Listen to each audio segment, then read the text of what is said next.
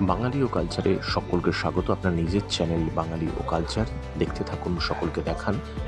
রিচা ঘোষ তিনি ফিরেছেন বিশ্বকাপ জয়ের পরে এবং একজন কৃতী বাঙালি সন্তান, যিনি ভারতীয় মহিলা ক্রিকেট দলের অন্যতম সদস্য শুধু নয়, তিনি যেভাবে ২৪ বলে ৩৪ রান করেছেন, যেভাবে ঝোড়ো ইনিংস খেলেছেন এবং সবথেকে বেশি ছয়ের রেকর্ড এই রিচা ঘোষের, এই বাঙালি সন্তান। তিনি শিলিগুড়িতে ফিরেছেন এবং তাকে ঘিরে উচ্ছ্বাস আমরা সকলে দেখেছি। এবং শিলিগুড়ির পরে বাগডোগরা বিমানবন্দর হয়ে সরাসরিভাবে নেতাজি আন্তর্জাতিক বিমানবন্দরে আজকে সকালবেলায় এসে পৌঁছেছেন রিচা ঘোষ, কেননা বিকেলবেলায় তাকে সম্বর্ধিত করবে সিএবি। এই সম্বর্ধনা অনুষ্ঠানে, ফেলিসিটেশন অনুষ্ঠানে উপস্থিত থাকছেন স্বয়ং মুখ্যমন্ত্রী মমতা বন্দ্যোপাধ্যায়।